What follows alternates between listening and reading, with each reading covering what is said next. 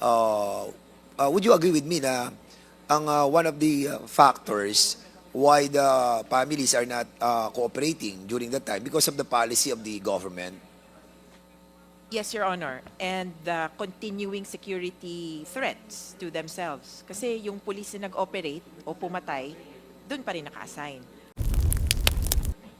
Mr. Chair, I also would like to inform the body, especially our, I like Attorney Conti and Mr. Meta, that this morning, the Committee on Appropriations already approved, no? The Committee on Human Rights was the first one who approved that. But today, already approved the CHR charter. Oo. Now, Mr. Chair, I think that there should not only be a review of these cases, there ought to be a reinvestigation of these cases, Mr. Chair. Would that be the kind of mandate the Philippine National Police also has? Because the thing is, yung mga investigation ginawa on the last administration were actually wala eh. Wala nangyari.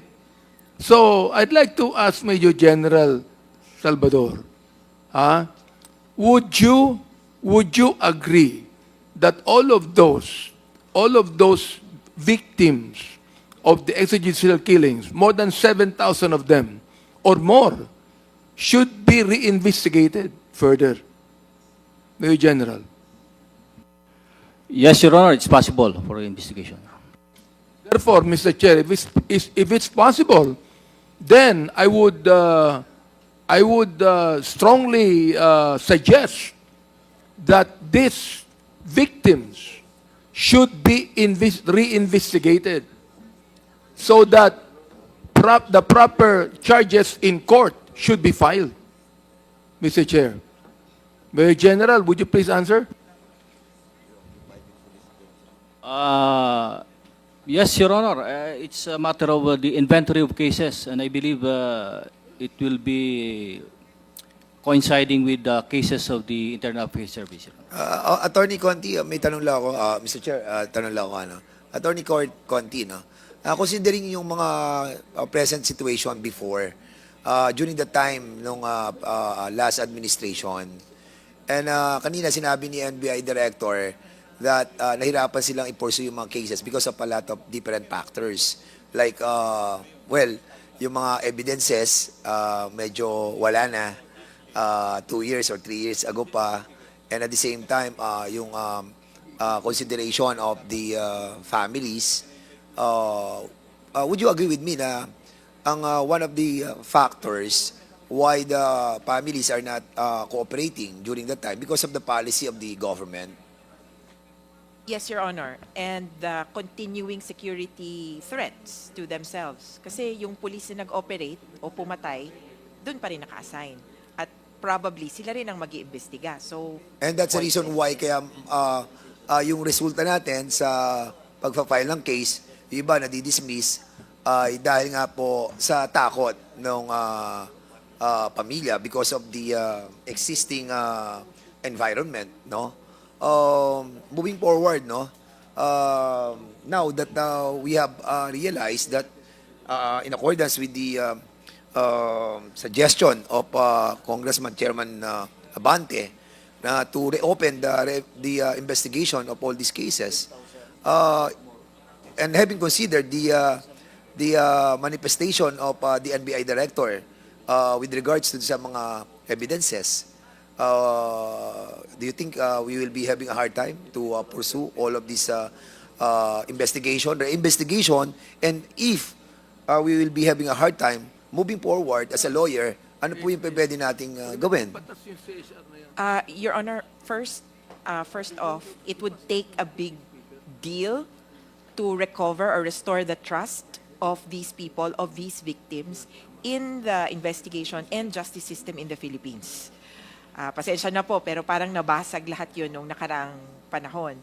And lalo na, the killings continue, DAHAS, the organization which monitors killings, have noted some 300 killings last year as well. And we think it could be related to continuing practice, kung nakasanayan na po ng mga pulis. Kung wala mang policy na sasabihin or walang sinasabi, parang patuloy pa rin talaga yung kalakaran. Ang pwede po siguro, if this committee or this government wants to investigate everything, as a rule, continue with the investigation. If some of the victims would prefer not to be reinvestigated, then allow them that leeway. So as a rule, lahat po iimbestigahan ulit, ilalabas lahat ng ebidensya, and just allow the victims to opt out. Paano lalabas yung ebidensya kung halimbawa wala na nga po yung ebidensya? Sa totoo po, actually, ito yung tanungan namin kung yung biktima po yung tatanungin, wala po sa amin din yung ebidensya. Nasa PNP po. Kaya, like for example, ito nga. I Yes, think, Your Honor. I just think about this, no? Because of the environment of the last administration, those evidences na, well, I hope that they can really deliver all those weapons, no? Na nakuha sa crime scene, but I really doubt kung meron talaga. But kung wala, moving forward, we cannot investigate anymore. So, ano in-expect sa atin na dapat nating gawin kung wala na tayong makukuha ganong klaseng ebidensya and we cannot re-investigate anymore?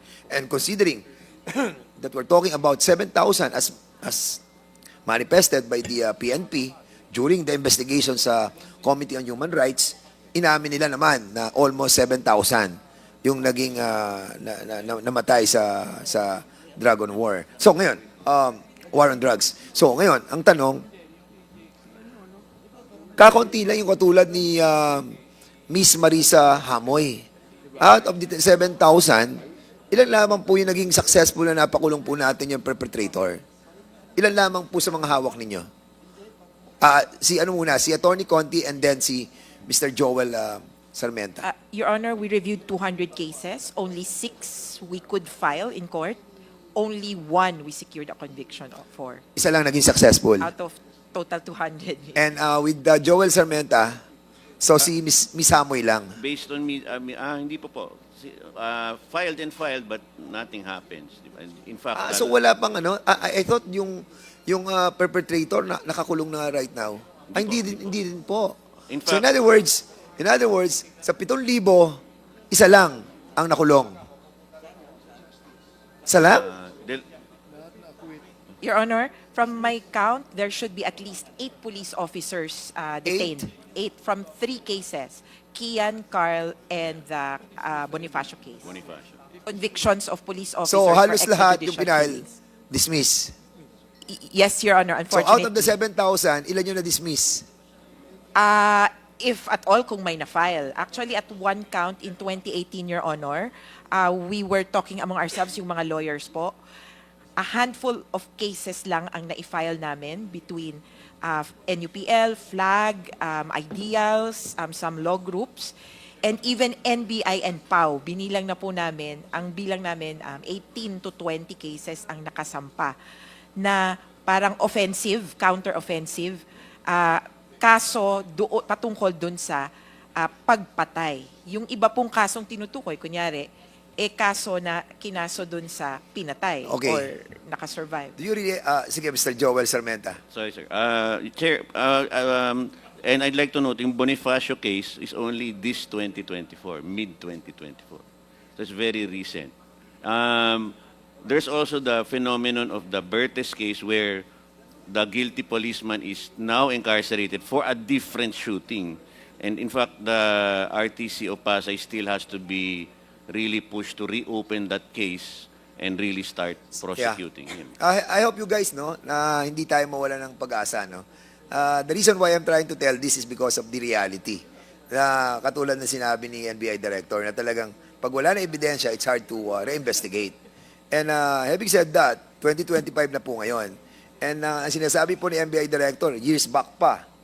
And the more na magiging much more impossible to recover all those evidences. But mahirap naman pong bitawan na yung mga pamilya ng biktima. So we have to hang on and try to move forward and try to somehow yung reinvestigation, the best effort that we can do. Siguro, Mr. Chairman, medyo nasadden ako ngayon doon. Hindi na sana ako magtatanong. Pero parang naisip ko, out of the 7,000, ilan ba talagang naging successful? So ngayon, parang lumalabas na isa o dalawa lamang. Talagang nakakalungkot na yan. Talagang medyo this government, the present government, must do something to give justice to those families sa biktima. Yun lamang po, Mr. Chairman. At halinawa ay magkaroon talaga ng resolve ang ating pong national government, no? Mr. Especially Chair. DOJ Answer, ma'am. and the Office of the President.